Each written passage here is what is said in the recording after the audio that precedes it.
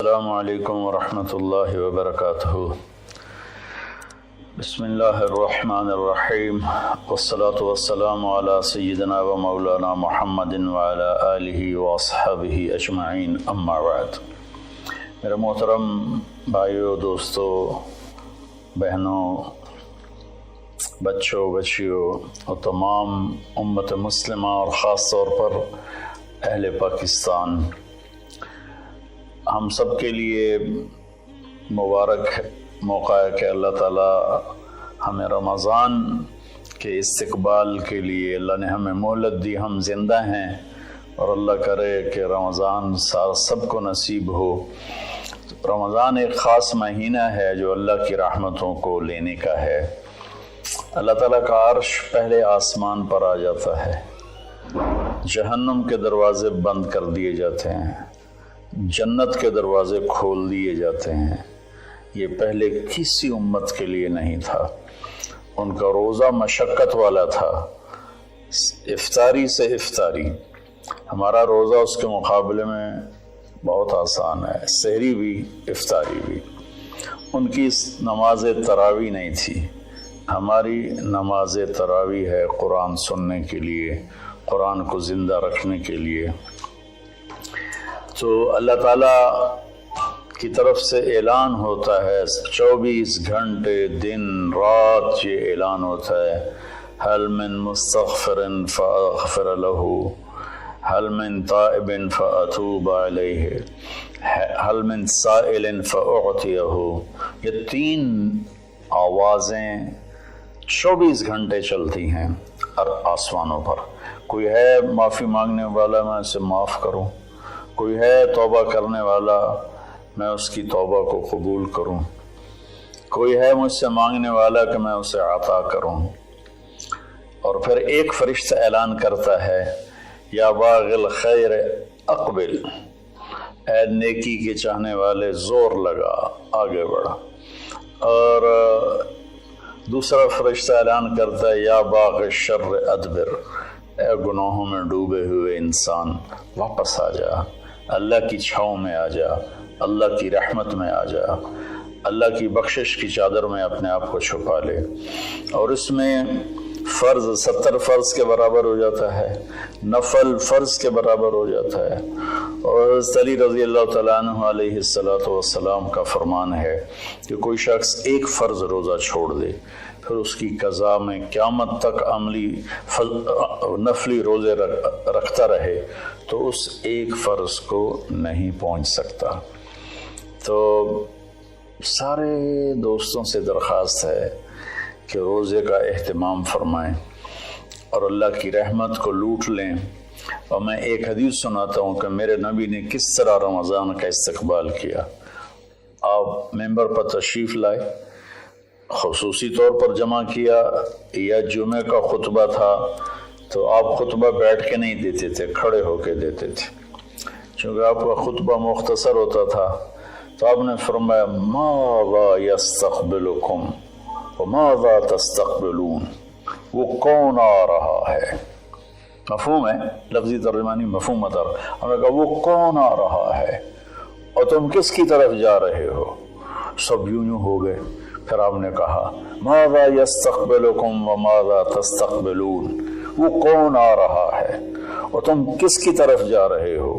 سارے صحابہ میں ہلچل مچ گئی۔ تیسری دفعہ، ماذا یستقبلکم وماذا تستقبلون، وہ کون آ رہا ہے، کس کی طرف جا رہے ہو؟ سارے پیچھے مڑ مڑ کے دیکھیں، پیچھے تو کوئی بھی نہیں۔ تو حضرت عمر رضی اللہ تعالیٰ عنہ کھڑے ہوئے علیہ السلام، انہوں نے فرمایا، یا رسول اللہ اوحی نزل، یا رسول اللہ کوئی وحی آئی ہے؟ آپ نے فرمایا، لا، کن نہیں۔ اعدو حضر، اللہ نے آپ کو آنکھ دی ہے دیکھنے والی، تو کیا کوئی دشمن مدینے کی طرف آ رہا ہے اور آپ نے دیکھ لیا ہے اور وہ ہم پر حملہ کرنے آ رہا ہے، ہم تیاری کریں؟ آپ نے کہا، اللہ، نہیں، یہ بھی نہیں۔ تو انہوں نے پوچھا، بھائی یا رسول اللہ کون آ رہا ہے؟ تو آپ نے کہا، رمضان آ رہا ہے۔ سبحان اللہ، کیا خوبصورت انداز تھا متوجہ کرنے کا، عظمت بٹھانے کا، ہیبت بٹھانے کا کہ رمضان آ رہا ہے۔ پھر آپ نے اس کے فضائل سنائے کہ اس میں جنت کے دروازے کھل جاتے ہیں، جہنم کے دروازے بند ہو جاتے ہیں، اور جنت کی حوریں اللہ سے دعا کرتی ہیں کہ اللہ اس رمضان میں اپنے نیک بندوں میں ہمارے شوہر ہمارے لیے منتخب فرما اور ان کے ذریعے ہماری آنکھیں ٹھنڈی فرما، اور جہنم کے سارے دروازے بند ہو جاتے ہیں، شیطان قید ہو جاتا ہے۔ اور اس رمضان کا مطلب ہے جلنا، رمض یرمز، جلنا۔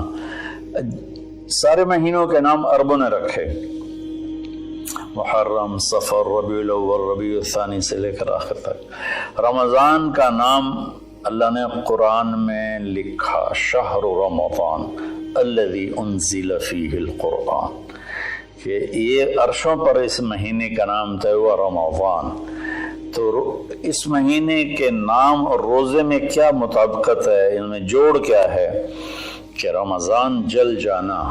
اس میں جب کوئی روزہ رکھنے والا، روزہ رکھنے والی جب روزے رکھتا جاتا ہے تو اس کے گناہ پچھلے سال کے جلتے جاتے ہیں، جلتے جاتے ہیں، جلتے جاتے ہیں، یہاں تک کہ اللہ جیسے لوہے کو صاف کیا جاتا ہے آگ سے، اور دھاتوں کو صاف کیا جاتا ہے آگ سے، اور ظاہری میل کو صاف کیا جاتا ہے پانی سے، تو پورے سال میں جو گندگیاں ہمارے اندر گھس جاتی ہیں، کبھی حسد، کبھی بغض، کبھی کینہ، کبھی کچھ، تو اللہ تعالیٰ اس کو اندر سے کھینچ کے باہر نکال کے صاف کر دیتا ہے۔ اور عید کی رات کہتا ہے کہ فرشتوں سے جن مزدوروں نے مزدوری پوری کر دی ہو تو اس کا کیا، اس کے ساتھ کیا ہونا چاہیے، تو سب نے عرض کیا اس کو مزدوری ملنی چاہیے۔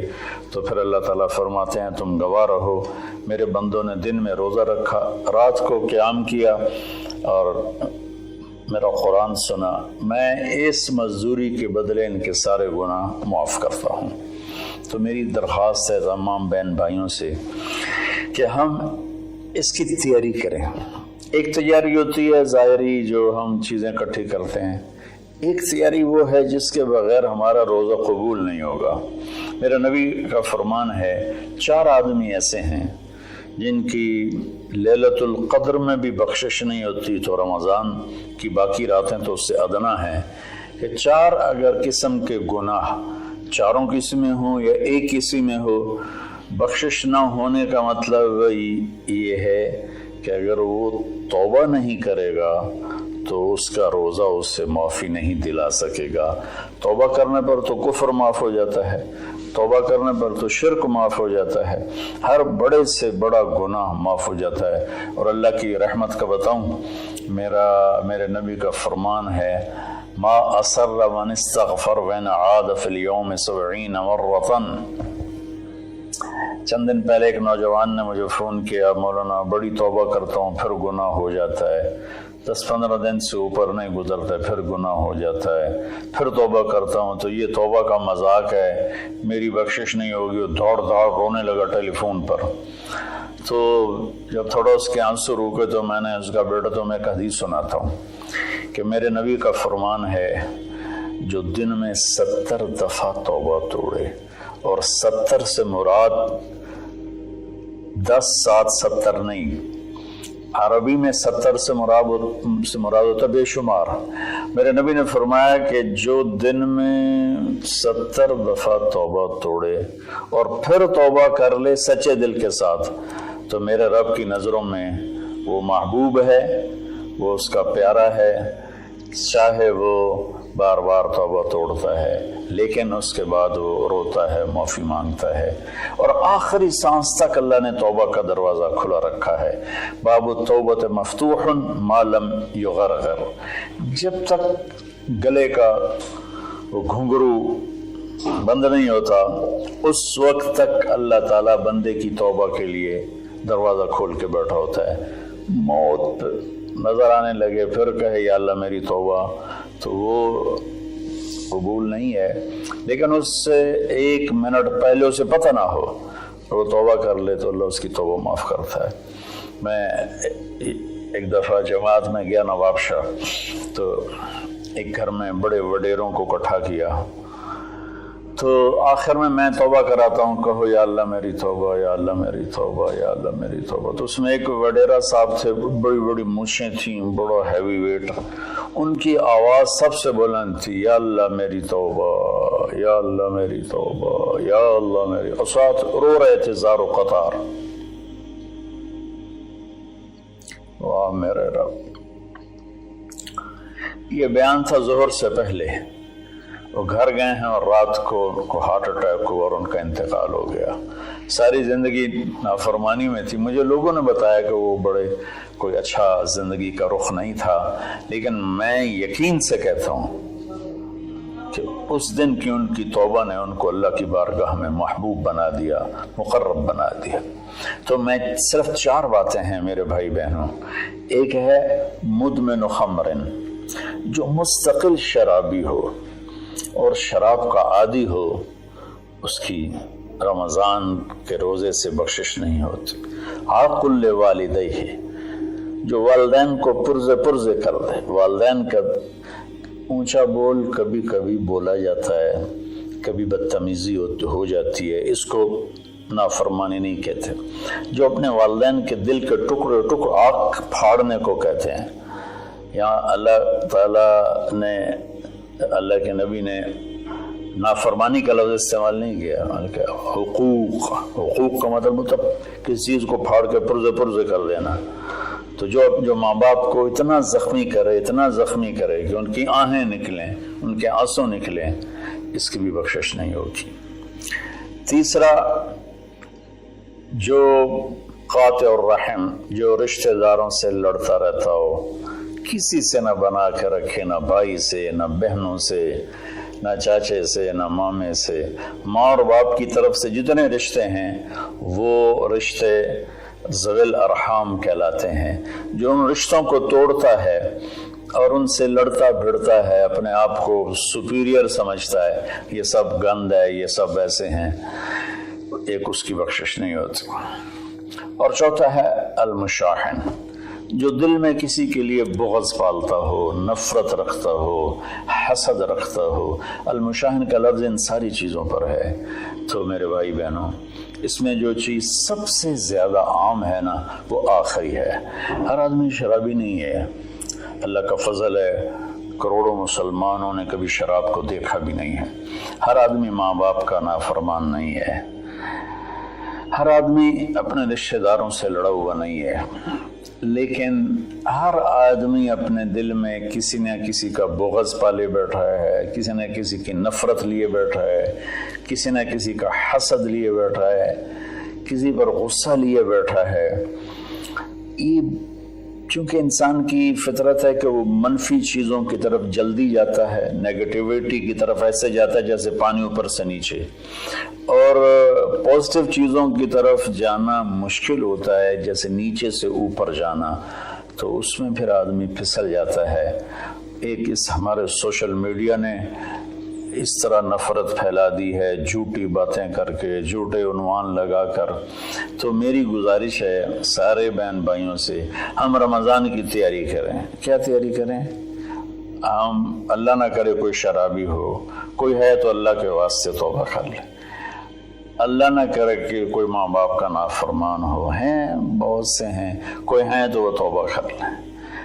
اللہ نہ کرے کوئی رشتہ داروں سے لڑتا رہتا ہو، کوئی ہے تو وہ توبہ کر لیں۔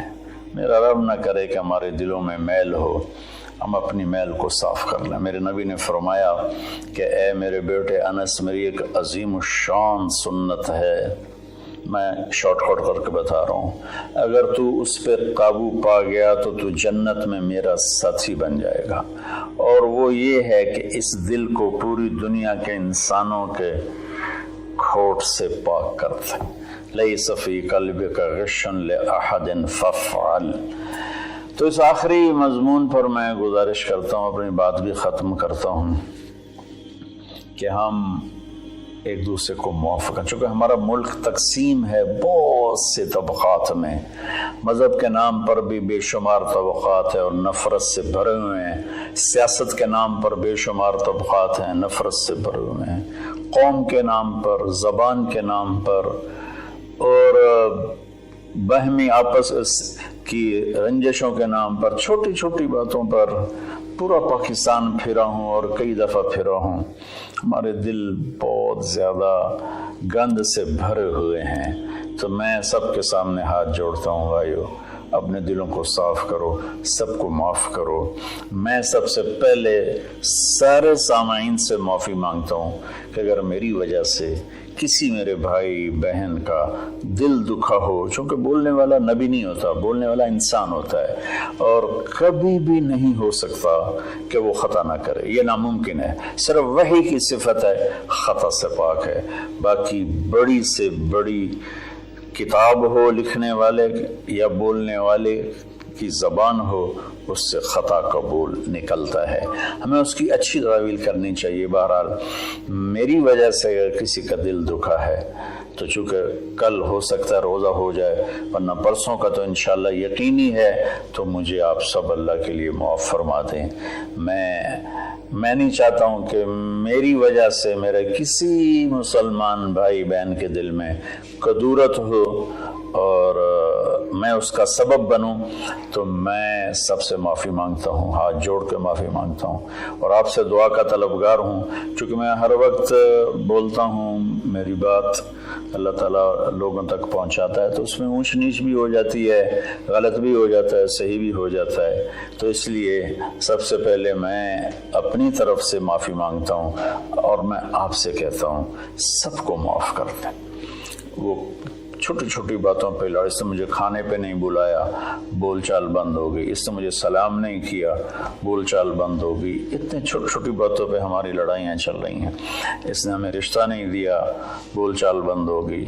तो बहुत छोटी छोटी बातें हैं जिस पर लड़ाइयाँ शुरू हो जाती हैं, नफ़रतें शुरू हो जाती हैं। तो मेरी आप सबसे गुजारिश है कि हम रोज़े का एहतमाम करें, तरावी का एहतमाम करें। रमज़ान में कुरान उतरा और रमज़ान की सबसे बड़ी इबादत कुरान की तिलावत है। सारे ज़िक्र अज़कार सिवाय जो सुन्नत अज़कार हैं वो करके बस सारा दिन आप कुरान पढ़ें। मेरे एक दोस्त हैं, मेरे साथी थे रायमंड में, मौलवी सनाउल्लाह साहब, वो रमज़ान में एक दिन में कुरान ख़त्म करते हैं। अब बीमार हो गए हैं तो 3 दिन में करते हैं। उनका सारे साल का मामूल है, 3 दिन में कुरान ख़त्म करते थे। अब काफ़ी बीमार हैं, अब पता नहीं उनकी क्या सूरत हाल है, बांग्लादेश में होते हैं, लेकिन उनका आम मामूल था ज़्यादा से ज़्यादा 1 हफ़्ता कुरान ख़त्म। तो हम बाकी नफली इबादत, इशराक है, अवाबीन है, चाश्त है, सारा कुछ करें, लेकिन एक तरावी का एहतमाम करें कि हर सजदे पे 1500 नेकी लिखी जाती है। और एक कुरान की तिलावत का एहतमाम करें, झूठ ना बोलें, गीबत ना करें, हसद ना करें, बोझ ना रखें, माँ बाप से नाराज़गी ना हो, शराब से दूरी हो। ये चंद चीज़ें हैं। और इस वक्त हम एक बड़ी मुश्किल से गुज़र रहे हैं जो कि एक वबाई मरज़ की शक्ल में पूरी दुनिया पे छा गई है। और अल्लाह ताला ने एक ज़र्रे के सभी छोटे जरासीम के ज़रिए अल्लाह ने पूरी कायनात को हिला के दिखा दिया है कि रब्बुस समावाति वल अर्द फस्तबिर लिइबादतिही हल तअलमु लहू समिया। क्या चैलेंज है इस लफ्ज़ में। अल्लाह कहता है कोई तेरे रब के मुकाबले में आने वाला है? सुभान अल्लाह। तो अल्लाह ने ताकतों को झुका दिया और उनके नाक ज़मीन पे रगड़वा दिए। तो इस वक्त ना हमारे मालदार लोग तकलीफ़ उठा रहे हैं। कई मेरे दोस्तों ने बताया कि अरबों रुपए का माल तैयार किया, क्योंकि हमारा सीज़न था और वो स्टॉक हो गया, सारा पैसा उसमें पड़ा हुआ है, ख़रीदार कोई नहीं है, उधार भी कोई नहीं लेता है। तो सबसे ज़्यादा जो मुतासर हैं वो हमारे गरीब लोग, दिहाड़ीदार और रोज़ाना की मेहनत करने वाले, रेड़ी वाले, छाबड़ी वाले, साइकिल पे फेरी लगाने वाले और अपनी कुदाल लेकर चौक में बैठे होते हैं कि कोई काम पर ले जाए। तो मैं हाथ जोड़ता हूँ, अपनी ज़कात जितनी आप निकाल सकते हैं इन गरीबों को ढूंढ ढूंढ कर इनके घरों तक पहुँचाएँ। चूँकि एक लॉकडाउन की शक्ल बनी हुई है तो एहतियात से चलना फिरने की तो इजाज़त है, गवर्नमेंट ने दी हुई है, تو میری درخواست ہے کہ اس وقت زکوٰۃ کا سب سے زیادہ حقدار وہ طبقہ ہے جن کے گھر میں فاقے ہیں اور چولہے نہیں جل رہے، چونکہ روز کی تازہ کھاتے تھے۔ اس وقت ہمارے غریب بہن بھائی وہ سب سے زیادہ آپ کی زکوٰۃ کے حقدار ہیں۔ کھول دو اپنے تجوریوں کے دروازے، وہ اللہ کے نام پہ دو۔ اس وقت آپ کی زکوٰۃ، صدقات، خیرات ساری کی ساری ان کو جاتی، کھانے بنا بنا کے بھیجو، راشن کے پیکٹ بنا کے بھیجو۔ یہ اس وقت آپ کی نوافل سے بھی بڑی عبادت ہے، اور زکوٰۃ تو ویسی فرض ہے۔ تو اللہ تعالیٰ مجھے آپ کو اس رمضان میں زندہ بھی رکھے اور اس کے آداب کے مطابق ہمیں کام کرنے کی توفیق دے۔